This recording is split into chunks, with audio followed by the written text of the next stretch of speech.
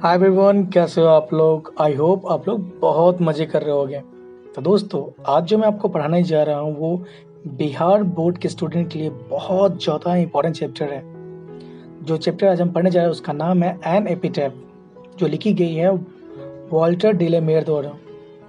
ठीक है, आप इस चैप्टर को पूरा लास्ट तक देखना, और इस चैप्टर से रिलेटेड आपको कुछ भी अगर पूछना हो तो प्लीज़ आप मुझे कमेंट बॉक्स में जाके ज़रूर बताएं।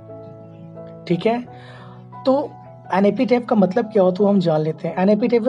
एपिटैफ मतलब होता है कब्र पे इंगित शब्द, यानी कि अगर कोई, अब देखते हो कहीं पे कब्र है जहाँ पे लोग मर जाते हैं तो वहाँ पे उन्हें दफना दिया जाता है। वहाँ पे एक बोर्ड टाइप का लगा दिया जाता है जहाँ पे कुछ शब्द लिखे होते हैं, कुछ वर्ड्स लिखे होते हैं।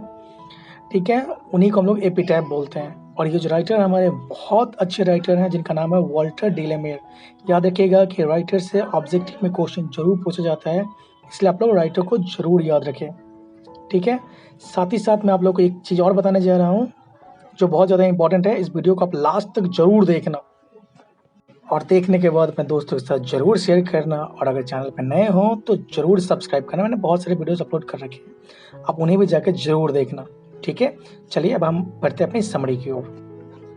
समरी देखने से पहले हम अपने राइटर के बारे में जान लेते हैं। राइटर जो है इनका नाम है Walter de la Mare. Walter de la Mare was born in Kent. Kent एक जगह है, कहाँ पे, वो इंग्लैंड में एक जगह है, वहाँ उनका जन्म हुआ था। ही वॉज बोर्न इन 25 अप्रैल 1873। इनका जन्म हुआ था 25 अप्रैल 1873 को, एंड डाइड ऑन 22 जून 1956। और जिनकी मृत्यु हुई थी वो हुई थी 22 जून 1956 को। He lost his father at the age of 4। सोचो कि इनके पिताजी का जब ध्यान कब हुआ था, जब ये 4 साल के थे। And moves with his family to London। जब इनके पिता का देहांत हो गया तो ये लोग कहाँ चले गए, लंदन चले गए रहने के लिए। He was known as short story writer and novelist। याद रखिएगा, ऑब्जेक्टिव में हमेशा ये क्वेश्चन पूछता है कि ये कैसे राइटर थे, तो आप कह सकते हैं ये एक नॉवलिस्ट भी थे और शॉर्ट स्टोरी राइटर भी थे, वॉल्टर डिलेमेयर। और ऑब्जेक्टिव में आपको पता ही है कि हमारे राइटर से एक क्वेश्चन जरूर पुटअप करता है, तो आप हमेशा याद रखना, पहला क्वेश्चन आपसे ऑब्जेक्टिव में ही बनता है कि एन एपिटैफ के राइटर का नाम क्या है, तो आपको पता चल गया कि वॉल्टर डिलेमेयर। दूसरा क्वेश्चन इससे ये बनता है कि वो किस टाइप का राइटर थे, तो वो शॉर्ट स्टोरी राइटर थे, वो शॉर्ट स्टोरी लिखा करते थे, साथ ही साथ वो क्या थे, नॉवलिस्ट थे। तीसरा ऑब्जेक्टिव ये बनता है कि उनका जन्म कब हुआ था, तो आपको पता हो गया कि वो 25 अप्रैल 1873 का उनका जन्म हुआ था। उनकी मृत्यु हुई थी 22 यानी कि 22 जून 1956 को उनकी मृत्यु हो गई थी। उन्होंने अपने 4 साल की उम्र में पिता को खो दिया और वहाँ से कहाँ चले गए वो लोग, लंदन चले गए। ठीक है, चलिए अब आगे बढ़ते हैं हम।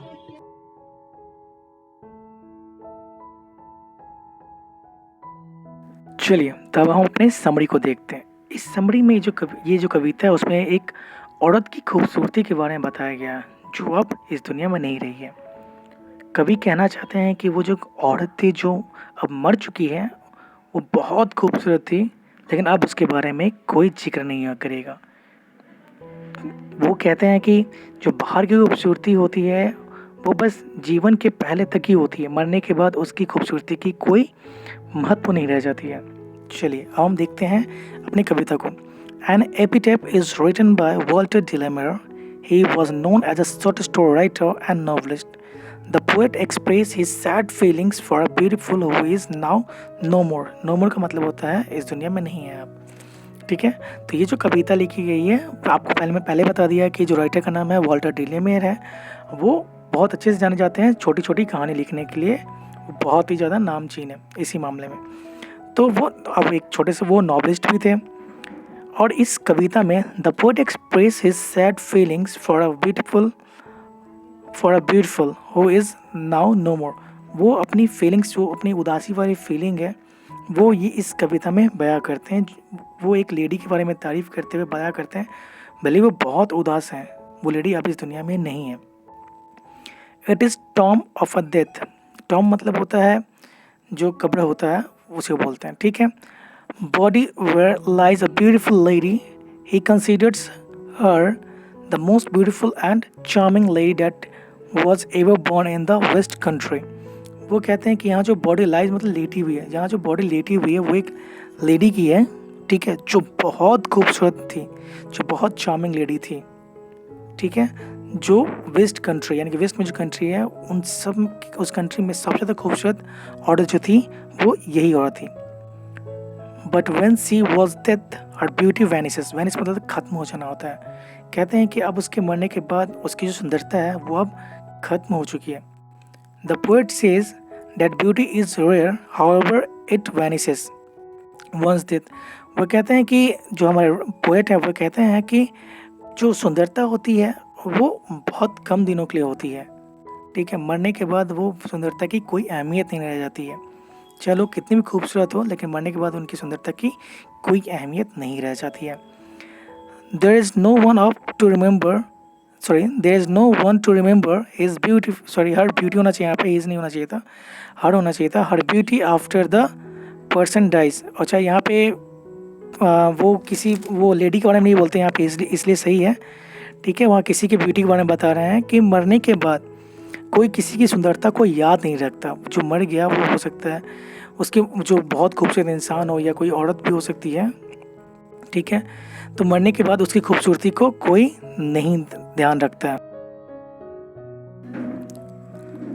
The poet used to sit beside her epitaph where she lies down. वो जो राइटर थे, जो हमारे पोएट थे, वो हमेशा उसके जो उनकी कब्र थी वहाँ के उसके एपिटैफ के पास में जाके, बिसाइड मतलब के बगल में होता, वहाँ पे जाके वो बैठ जाते थे, ठीक है, वहाँ पे जहाँ पे वो लाइज डाउन यानी कि वहाँ पे लेटी हुई थी, जहाँ पे उनकी कब्र थी।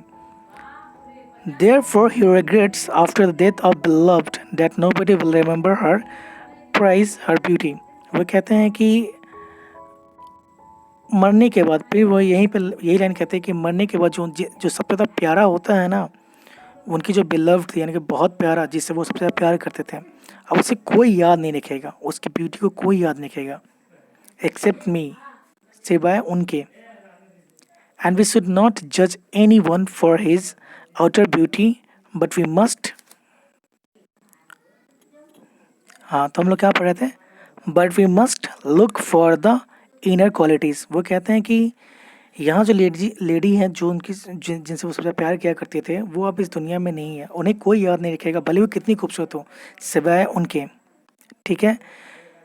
एंड वी शुड नॉट जज any one for his outer beauty. हमें वो एक संदेशा देना चाहते हैं, वो कहना चाहते हैं कि हमें किसी की आउटर ब्यूटी यानी कि बाहरी सुंदरता को नहीं देखना चाहिए, ठीक है, बाहरी सुंदरता एक दिन वैनिश हो जाती है, वो ख़त्म हो जाती है, ठीक है, और जो हमारी इनर ब्यूटी होती है, जो हमारे अंदर की क्वालिटीज़ होती है, वही याद की जाती है।